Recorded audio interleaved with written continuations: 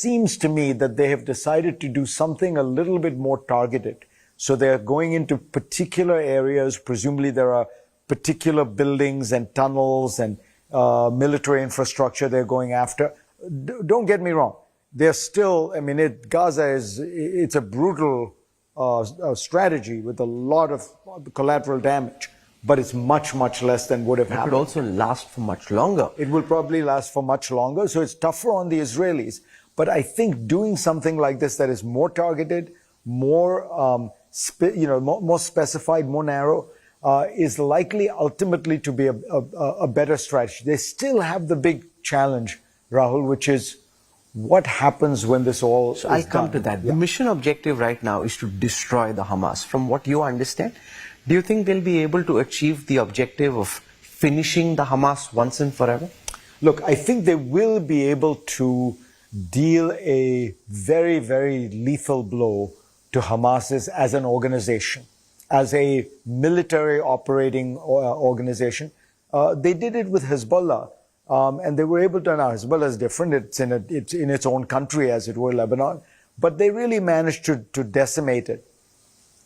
They'll be able to do something similar with Hamas, but they will not be able to change the. They will not be able to destroy the idea of armed resistance. And that's the part. They could make it worse, in fact. Right. That's the part which I think fundamentally the Israelis are not thinking through properly, which is, the idea of armed resistance is being fed by the feeling that Palestinians have that nonviolent resistance has gotten them nowhere. The problem for the Israelis is, if you don't want armed resistance, you have to demonstrate that nonviolent resistance pays off. And the nonviolent resistance that the Palestinian Authority, in a sense, embodies, which is, we'll negotiate with you, we recognize you, we renounce terror, but it's gotten them nothing. They had promised their people a state on the West Bank. They haven't gotten it. They've gotten more checkpoints. They've gotten more military laws. They've even got more violence against them. The settlers have been engaging in random acts of violence. They rarely get arrested or prosecuted. So that's the dilemma. If you say nonviolent protest does not pay, you can understand how people will say, well, maybe violence is the only answer. And as you were implying, this kind of massive assault, Rumsfeld used to have this memo. He say, every day we should ask ourselves, are we killing more terrorists than we are generating with this action? That's a really interesting question to ask in Gaza. So the initial question was that the Israeli Defense Forces will go in after a few weeks, occupy Gaza, and then the question would be what happens next. Now in this slow and deliberate response, the question changes to what happens in the interim while Gaza is being pounded and the IDF is coming in could take much longer. And secondly, to the point that you said in response to your first answer, who runs Gaza later? I spoke to the former Prime Minister Ehud Barak. His sense was it would be an Arab coalition of sorts, an idea he tried to moot many decades ago which didn't work, but he thought it's now more doable than when he was Prime Minister. What's your sense? I doubt it. Think about this. If you're the President of Egypt, you're the Crown Prince of Saudi Arabia, are you going to go on the back of Israeli tanks, as it were, after the Israelis have gone in and in a sense, take over from the Israelis, work with the Israelis to set up a government in Gaza? And don't forget, whatever remnants there are of Hamas and Islamic Jihad are not going to be happy with that. They will launch an insurgency against you. The US tried to do this in Iraq. They brought in the UN to help govern Iraq. Immediately, the insurgency targeted the UN, and the that diplomat Sergio de Milo was killed in the bomb blast. So I don't think you're going to be able to find very easily an Arab force that's going to be willing to do this. So what happens then to Gaza? Who runs it? My gut is that Israel will face the brutal reality that either it will have to run it or it will have to withdraw, and it will. But Israel can't possibly run Gaza, given that you have a hostile population. Even if the population comes down from 2 million plus, there's still lakhs of Gazans or Palestinian citizens. Look, remember, it used to. I mean, Israel occupied Gaza from and they had to come back. 1967. So look, maybe I'm wrong and they will be able to find some coalition of Arab forces that would be willing to do it. But really, those are the three options, right? There's one possibility is you get a bunch of Arab countries to do it. The second is Israel does it. The third is you just leave, and effectively some version of Hamas or something will come together. There is one other thought, which is the Palestinian Authority. Which is very unpopular. Recent polls shows the Palestinian Authority being very unpopular in Gaza. Yes. So none of these are optimal outcomes, but you get the Palestinian Authority to come in again. Would they be willing to come in on the back of Israeli tanks and say we are benefiting from Israel having displaced Hamas? I doubt it. That's the whole problem here is anyone who is coming in on the backs of Israeli tanks is going to be delegitimized in the eyes of the Gazans, not because they love Hamas, but because they don't like Israel, and they particularly despise what Israel is doing right now. There's this massive military incursion. So how can any force be seen as legitimate that in some ways working hand in glove with the Israeli forces? So if you agree that that's a fundamental problem, then you're left with these two options. Israel rules Gaza, or it leaves and some version of Hamas comes back. How do you see the Hamas being able to fight back? From the 8th of October to now, to some extent, Hamas's military capacity has been degraded.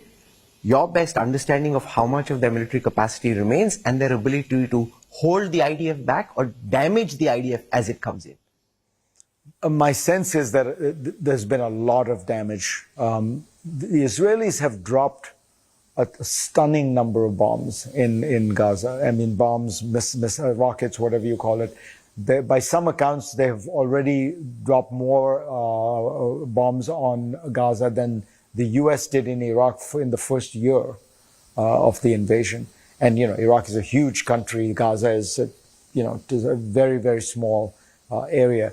So my sense is there's a lot of damage to the infrastructure. A lot of the tunnels have been damaged. One of the reasons that the Israelis are blocking fuel to Gaza is because that very elaborate system of tunnels that Hamas has built, it's all underground, but it all requires air to be vented in, which is all done through power.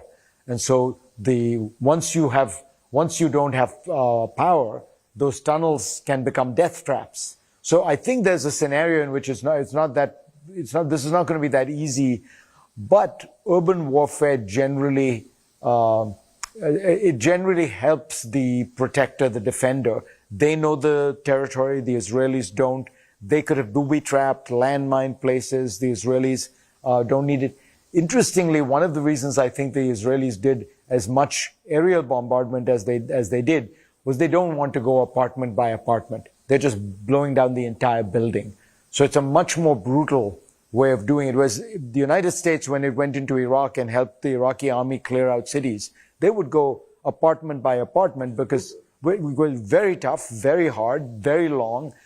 The Israelis have just knocked down the entire building. In your view, did the Hamas think through second and third order consequences of their attack on the 7th of October? Now, there are two theories. One is that the terrorist organization is just so focused on making the terror attack itself a success that they haven't spent much time thinking through what comes next. The other is, given the scale and the precision of the attack, the Hamas would have naturally thought this through because these weren't terrorists planning the attack, they were military minds. Not just did they think through the attack itself, they also thought through their response. What's your view? We're all guessing. It's a very good question that you're asking. My own general view about this is that people exaggerate the smarts of a lot of these terrorists. I mean, these are often, young, agitated, revolutionary types, hotheads. They're not great chess players. They're not sitting there, masterminding this. But I think it's fair to say that it would be crazy if they had not thought through the fact that the Israelis would respond. And of course, the Israelis would respond in a fairly big way. Did they believe it would be as dramatic as what you're seeing now? I doubt it. I think that the Israeli response has probably surprised them just in terms of the size and scale of the aerial bombardment, the way in which they've mobilized. I mean, they've mobilized 400, 500,000. If you take the army plus the reserves, You've got a huge Israeli army there. So I don't know that they have thought through, what do we do if you have, thousands and thousands of bombs dropped on Gaza? What do we do if half the population has been evacuated out of northern Gaza? That's what they are facing now is probably the most significant military operation against a Palestinian group. I don't know, since 1948. One of the big questions still is about whether this conflict escalates into a regional war, whether the Hezbollah gets involved, whether Syria gets involved. There have been some limited attacks, skirmishes on both sides. American assets also at least attempted to be targeted. Do you see this escalate, or do you think as the war wears on, the chances of escalation are coming down? I tend to think that the escalation is more likely to happen depending on what Israel does rather than the other way around. Because at the center of the question of escalation from the north is the issue of Iran. Hezbollah is an arm of Iran. Hamas has ties with Iran. I think sometimes people exaggerate them. There's no question that the Iranians give Hamas funding, but it's a more complicated relationship. For example, over Syria, Hamas and Iran broke because Iran was supporting Assad, and Hamas, being a radical Sunni fundamentalist organization, was actually supporting the Sunni jihadists who were fighting President Assad in Syria. So there are differences, but Hezbollah is basically an arm of Iran. My sense of Iranian strategy is that they have always been a little bit more under the radar. If you look at how Iran exerts influence in the Middle East, they don't go around, invading countries. What they do is they develop political groups and militias in Iraq. They develop political group and militia in Lebanon, Hezbollah. They support the Houthis in Yemen. They support the government of Assad. These are all essentially non-Sunni groups, right? The Alawites, the Houthis, the Hezbollah, the Shia. That's their mechanism. They're more kind of slow, organic, steady, infiltrating. It would be very uncharacteristic of them to go for a blitzkrieg where they launch, people keep saying Hezbollah has 150,000 rockets and they'll launch them all at Israel. It may do. Look, I may be wrong, but that would be certainly a break from the history. So my own sense is that the Iranians are watching. They're trying to see, what is the way they can at low cost gain maximum advantage here, and can they tie Israel down? Can they do more? Because if you notice the strikes from the north now are pinpricks. They're designed to distract Israel, to give it a little trouble, no more than that. But that could have an escalatory spiral of its own at any time. Because if the Israelis feel, jittery, and they feel like they need to eliminate that potential threat, and there's a massive Israeli strike on Hezbollah rocket launchers, could the Hezbollah then respond in kind? Yes, absolutely. But what I'm saying is a lot will depend on how Israel handles this. And I think that Israel will see the wisdom on, better to handle the one-front war than to try to deal with the two-front war. Opinion seems divided at the moment on the role that Iran played in this Hamas attack. The Wall Street Journal has been reporting that a lot of these Hamas terrorists actually trained in Iran before this.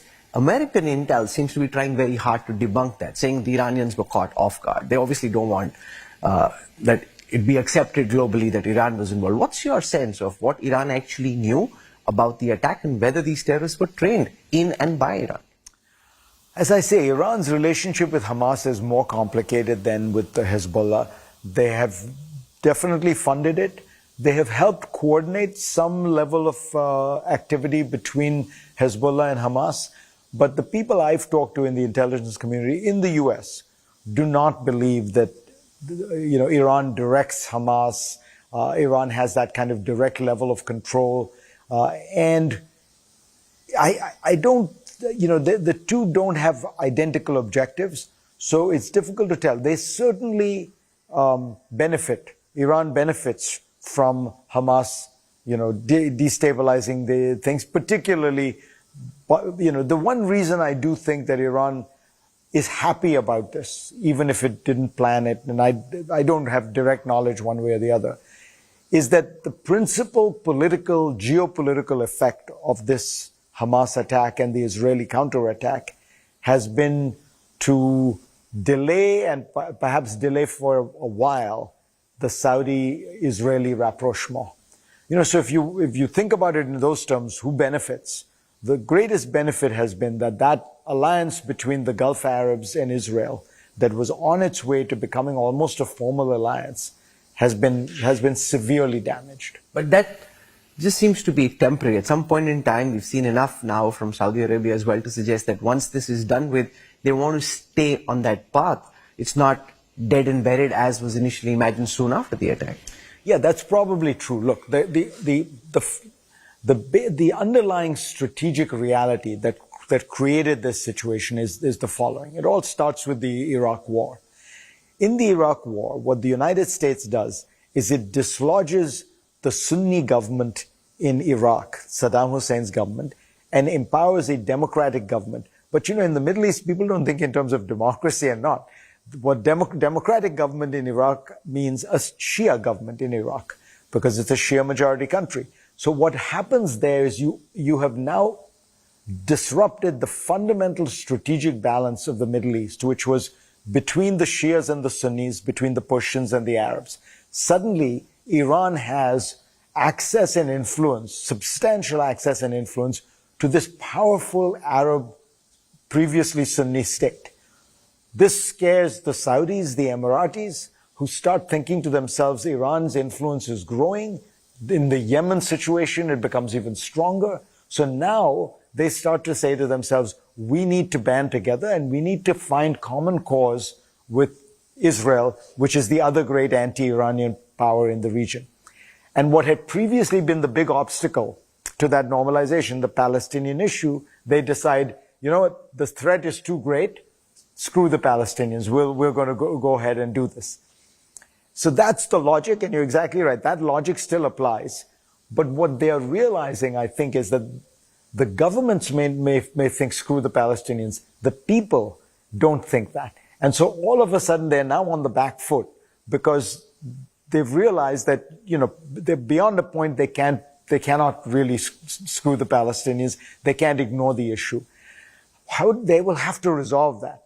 They will not be able to just go back to, a year from now the violence has died down and they'll say, the Israelis will have to make some significant compromises on the Palestinian issue. This is, by the way, what the Biden administration was urging the Israelis to do anyway. Question is, will this government in Israel be willing to make any concessions on the Palestinian issue? Do you think the attack and what's following after that makes the possibility of a two-state solution more real? It was kind of dying and being buried by the Netanyahu government. Do you think now that it's more alive in the global conscience, it just makes it imperative that there be some kind of ceasefire at some time and there be some kind of resolution? Look, it'll take a while because I think people need to understand, particularly outside Israel, this really was Israel's 9/11. It's probably even more dramatic in a sense because, in percentage of the population, it's like 30,000 Americans dying.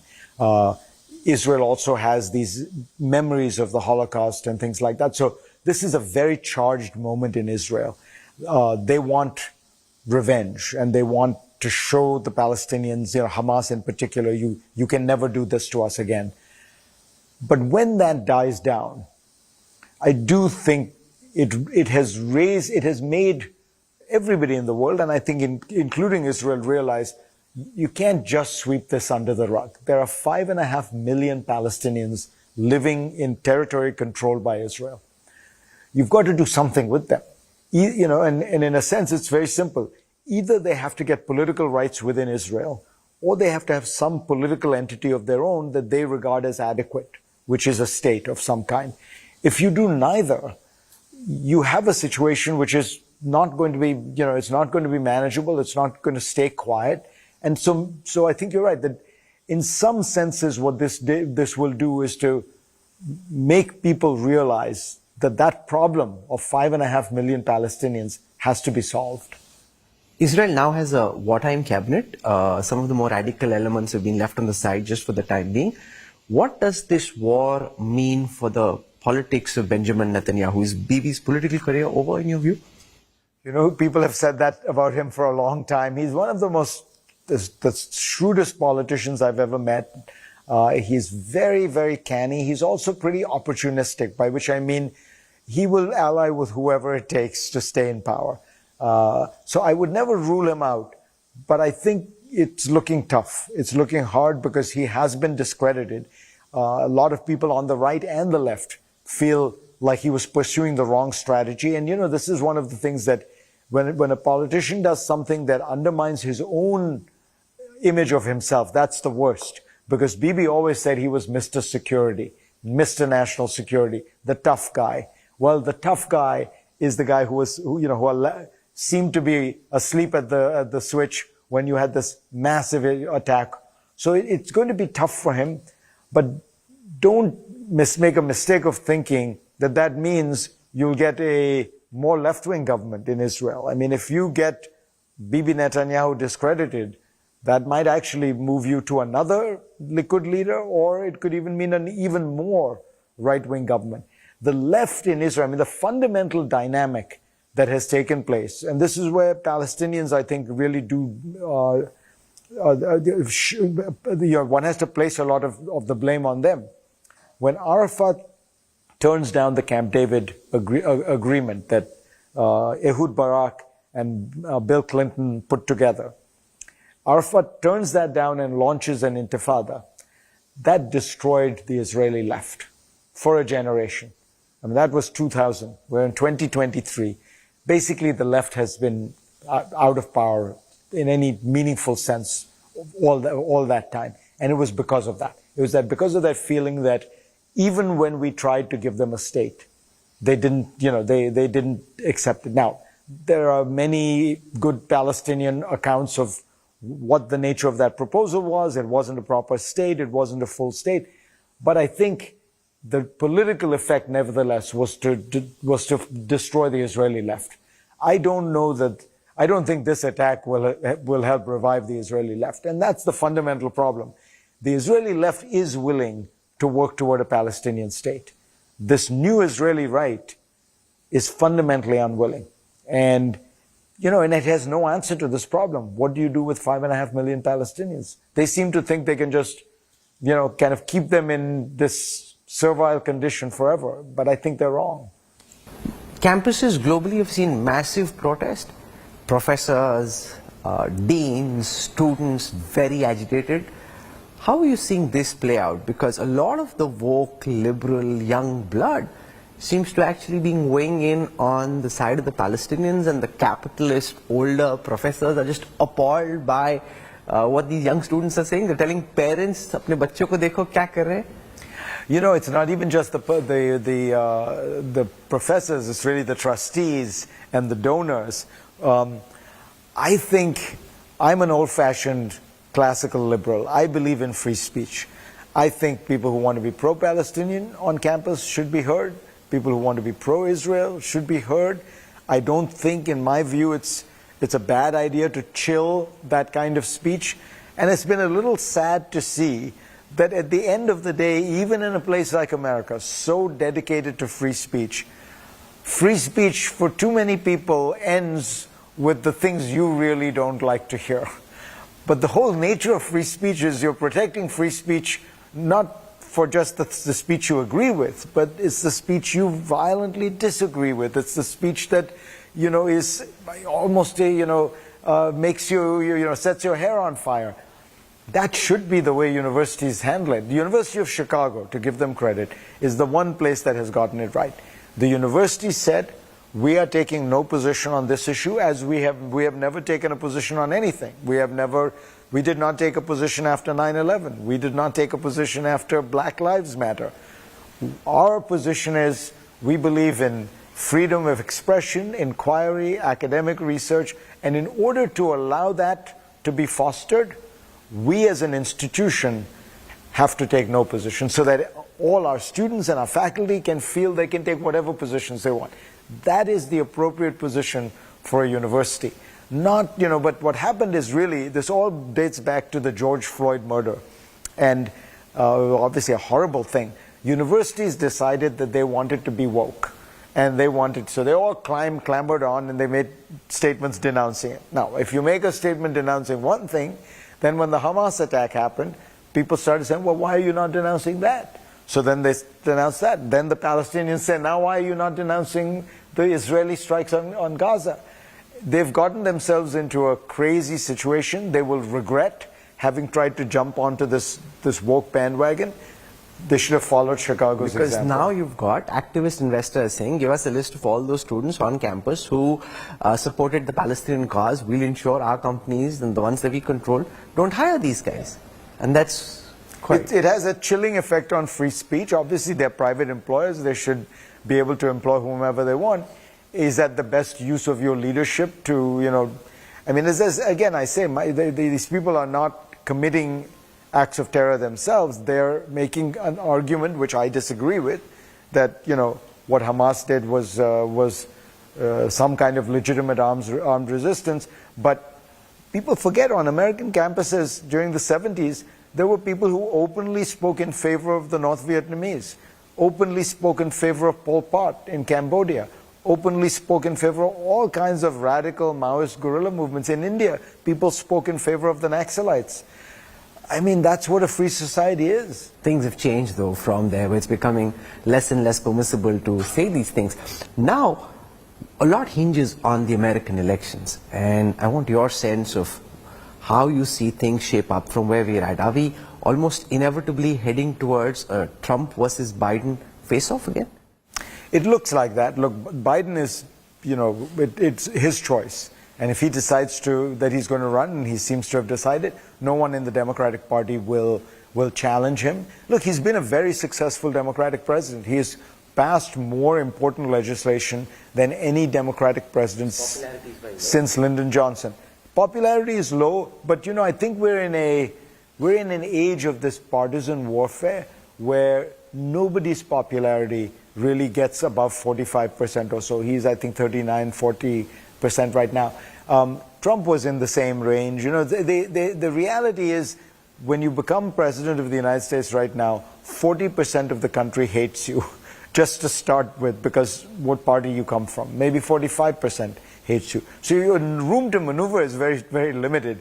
I mean, people forget now, after 9/11, George Bush's popularity went to like 78 or 85% or something. Bush Sr.'s popularity after the first Iraq War was at 91%. These numbers are history. They'll never see them, at least not in the foreseeable future. Deeply divided partisan country.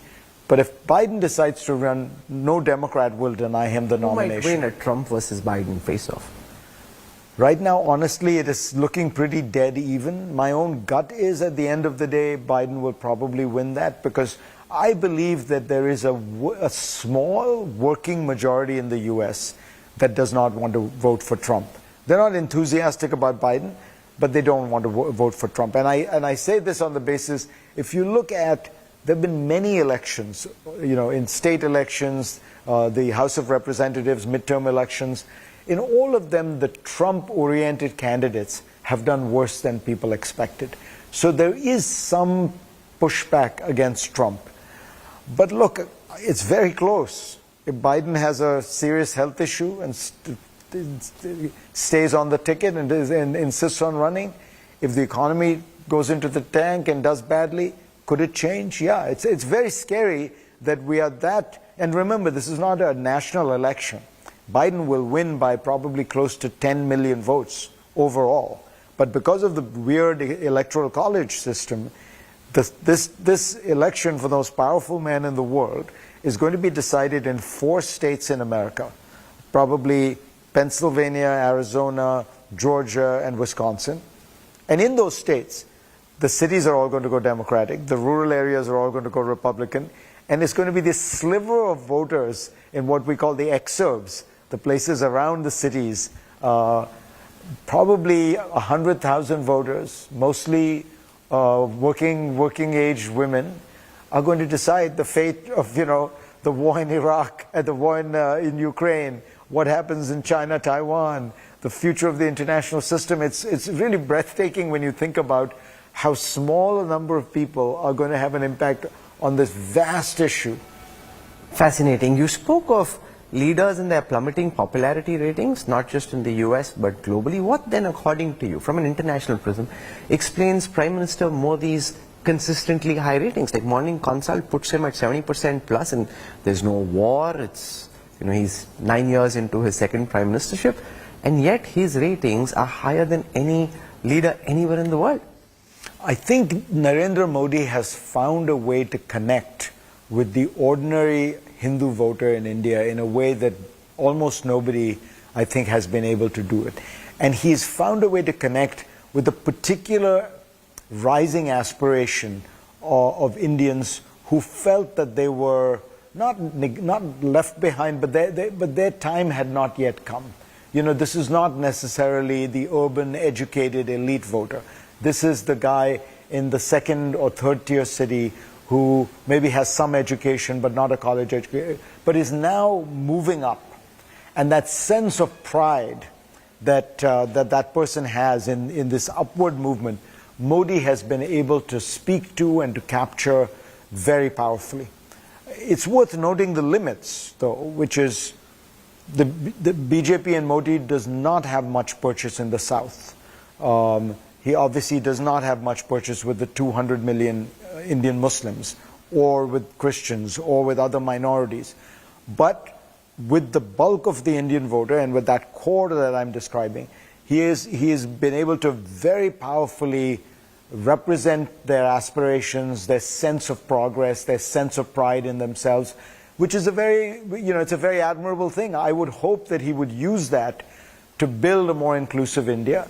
But you cannot deny the achievement, which is an extraordinary political achievement. Without getting into the nuances of national politics, from an international prism, your sense of his re-election chances, because the likes of Tony Blair, Margaret Thatcher, very important political characters in their country, had a very tough time 10 years on in their third election. How do you see, from an international perspective, Prime Minister Modi's re-election chances?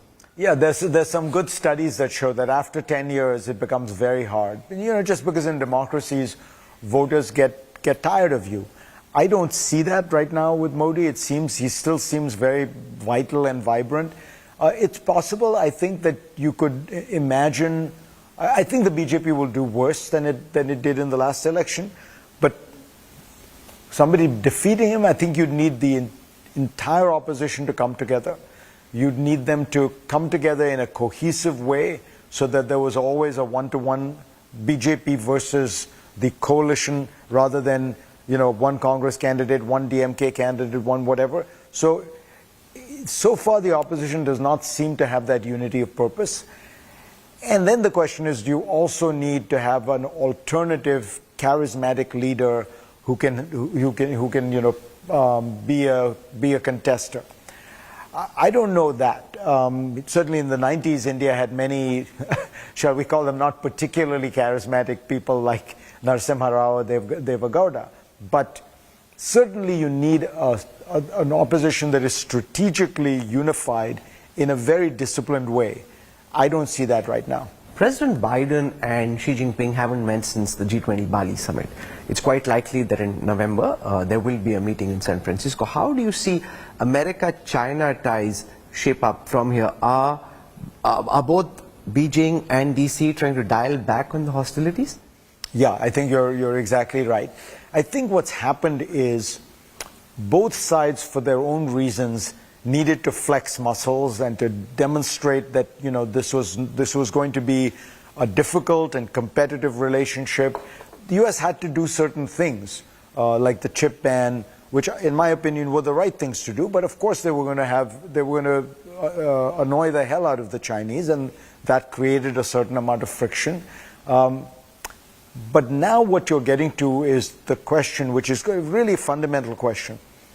Are we on an endless trajectory, a downward spiral, downward ratcheting, tit for tat going, or can we establish some strategic equilibrium between the two most powerful countries in the world?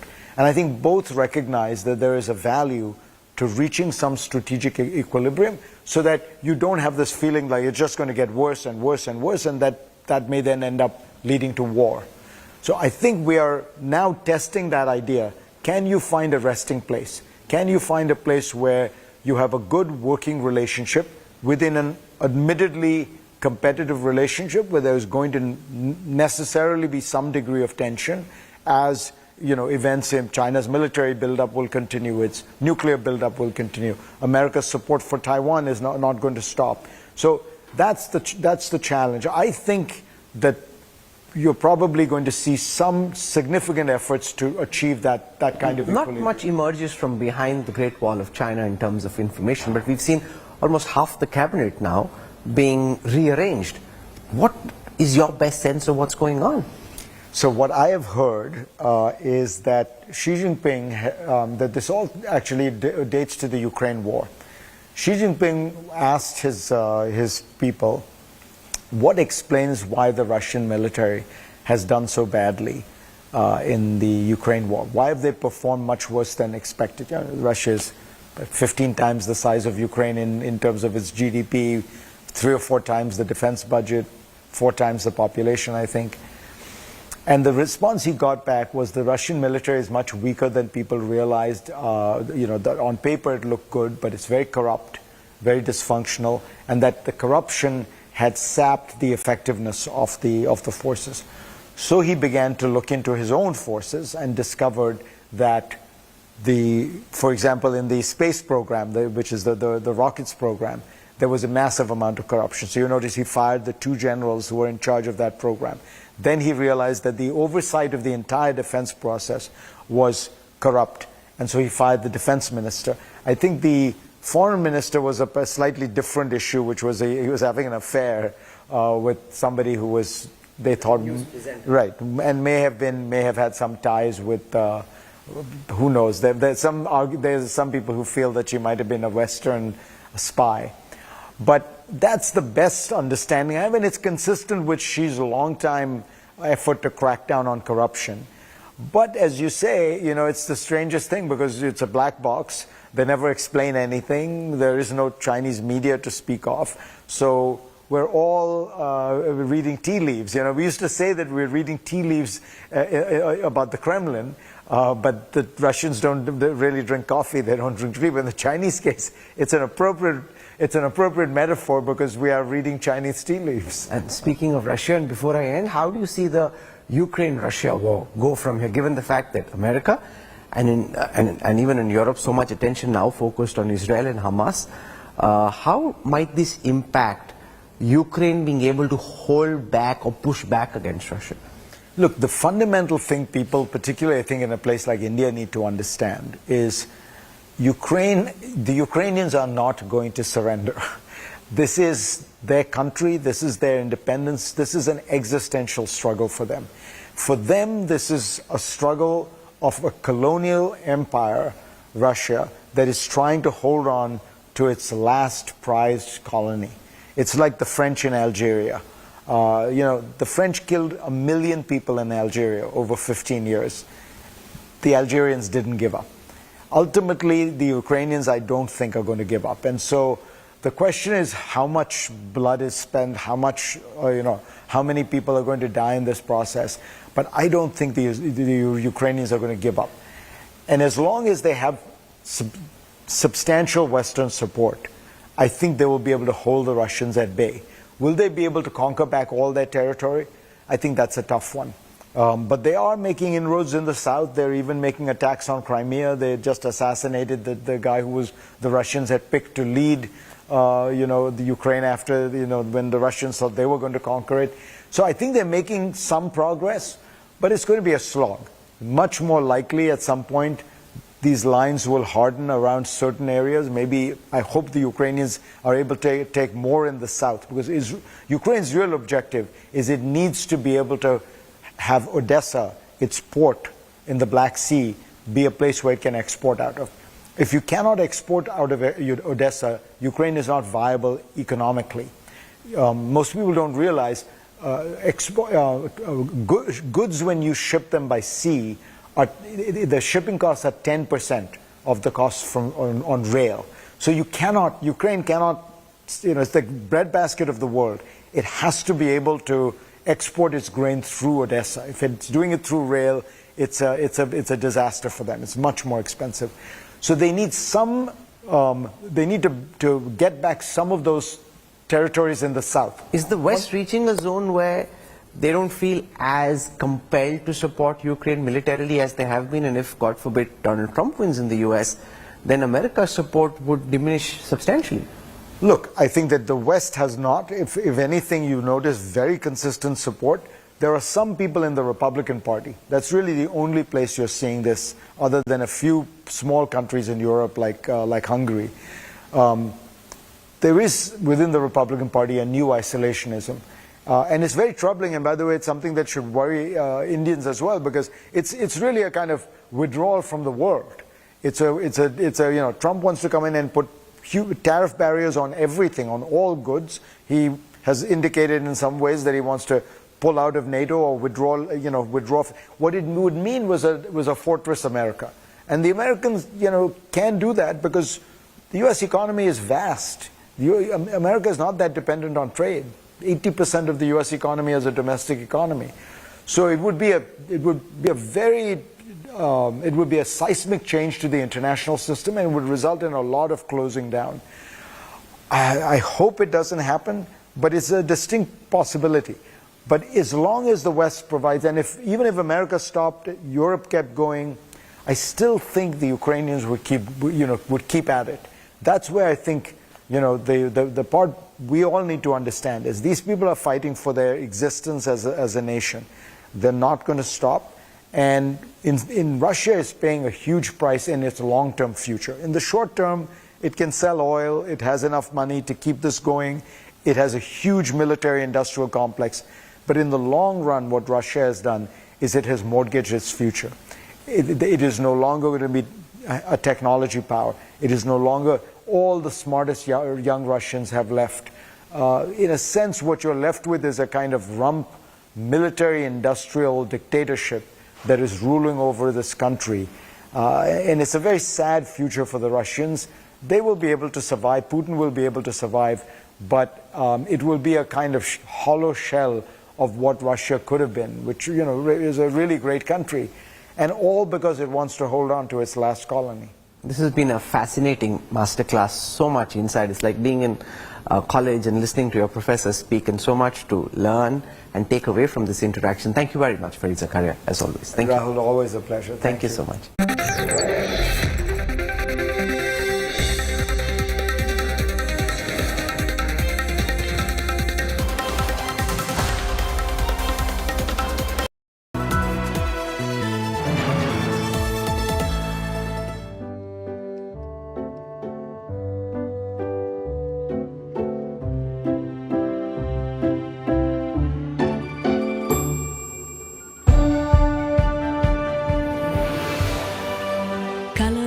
Cola makes you wish everything was as vibrant.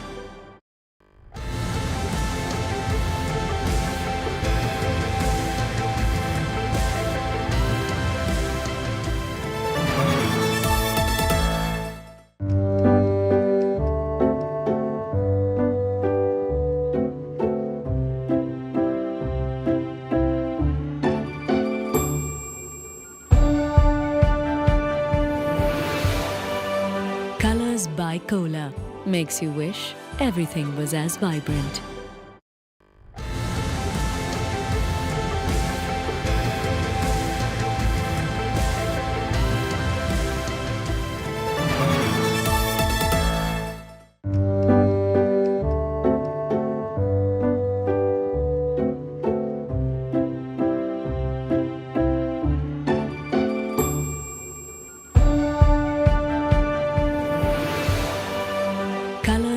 Cola makes you wish everything was as vibrant.